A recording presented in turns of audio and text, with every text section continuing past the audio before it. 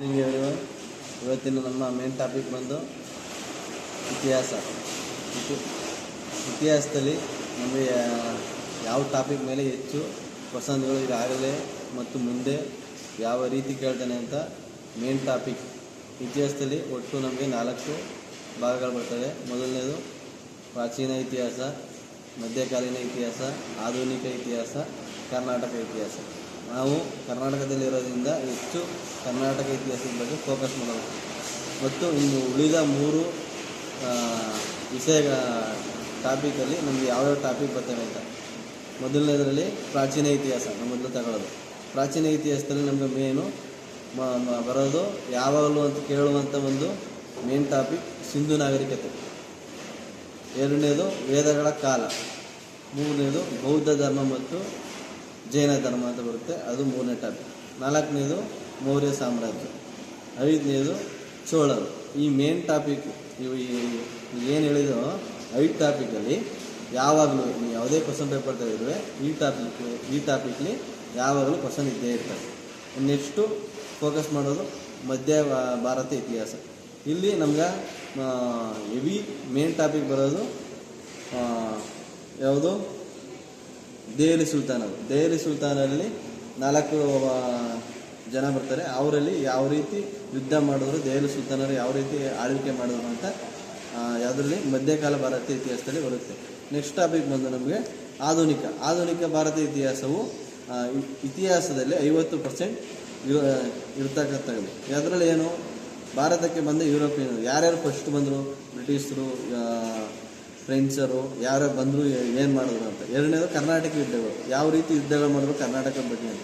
Next classic ಅದನ. ನೀವು ಯಾವುದೇ ಪೇಪರ್ ತೆಗೆದ್ರೆ ಕ್ವಶನ್ ಪೇಪರು ಹಿಸ್ಟ್ರಿಲಿ ಕ್ಲಾಸಿಕ್ ಅದನ ಅಂತೂ ಒಂದು ಕ್ವಶನ್ ಮಿಸ್ ಇಲ್ಲ.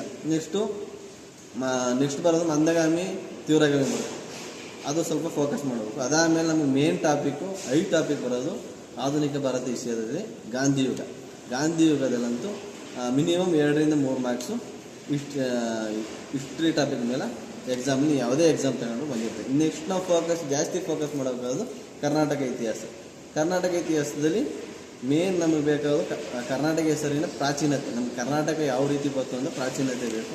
ಎರಡನೇದು ಕದಂಬರು. ನಮ್ಮ ಆಳ್ವಿಕೆ ಮಾಡಿದ ಕನ್ನಡದ ಮೊಟ್ಟ ಮೊದಲ ಮನೆತನ ಯಾವುದು, ಕದಂಬರ ಬಗ್ಗೆ. ನೆಕ್ಸ್ಟು ಬಾದಾಮಿ ಚಾಳುಕ್ಯರು.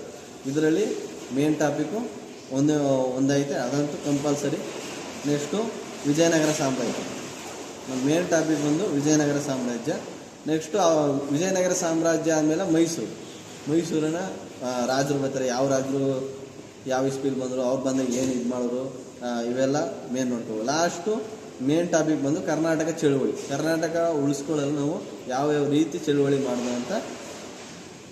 ಇಷ್ಟು ಟಾಪಿಕ್ಗಳು ಈ ಇತಿಹಾಸದಲ್ಲಿ ಮೇನ್ ಇಷ್ಟು ಟಾಪಿಕ್ಗಳು ಓದ್ಕೊಂಡು ಎಲ್ಲನೂ ಓದಬೇಕು. ಆದರೆ ಮೇನ್ ನಾವು ಈಗ ಹೇಳಿರೋ ಟಾಪಿಕ್ಲಿ ನೀವು ಯಾವುದೇ ಕ್ವಶನ್ ಪೇಪರ್ ಹಿಂದ್ಗಡೆ ತೆಗೆದ್ರೆ ಮಾಮೂಲಿ 1 ಕ್ವಶನು 2 ಕ್ವಶನ್ ಅಂತ ಮಿಸ್ಸೇ ಇಲ್ಲ. ಈಗ ತಿಳಿಸಿರುವಂಥ ನಮ್ಮ ಇತಿಹಾಸದ ಮೇನ್ ಟಾಪಿಕ್ಗಳಲ್ಲಿ ಇತಿಹಾಸದ ಎಲ್ಲ ಒಂದು ಪಿನ್ ಟು ಪಿನ್ ಬಿಡದಂಗೆ ಎಲ್ಲನೂ ಓದಬೇಕು.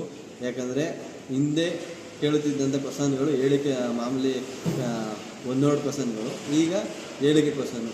ಉದಾಹರಣೆಗೆ ಅವರೇ ಉತ್ತರವನ್ನು ಕೊಟ್ಟಿರ್ತಾರೆ, ಪ್ರಶ್ನೆ ಬರೀರ್ತಾರೆ. ನಾವು ಅದನ್ನು ಯಾವ ಸರಿ ತಪ್ಪು, ಉದಾಹರಣೆಗೆ ಯಾವ ರೀತಿ ಎ ಮತ್ತು ಬಿ ಎರಡೂ ಸರಿ, ಎ ಮತ್ತು ಬಿ ಎರಡೂ ತಪ್ಪು, ಎ ಸರಿ ಬಿ ಸರಿ, ಈ ಥರ ನಮಗೆ ಹೇಳಿಕೆ ಕ್ವಶನ್. ನೀವು ಯಾವುದು PC ಇಂದ IAS KS ಲೆವೆಲ್ ಗಂಟು ನಾವು ರೆಫರ್ ಮಾಡೋದ್ರಿಂದ ಪಿನ್ ಟು ಪಿನ್ ಬಿಡ್ದಂಗೆ ಎಲ್ಲ ಆಥರ್ ಬುಕ್ಗಳನ್ನ ಓದಿ ಒಂದೊಂದು ವಿಷಯಗಳನ್ನು ಡೆಪ್ತಾಗಿ ನಾಲೆಡ್ಜ್ ಮಾಡಿ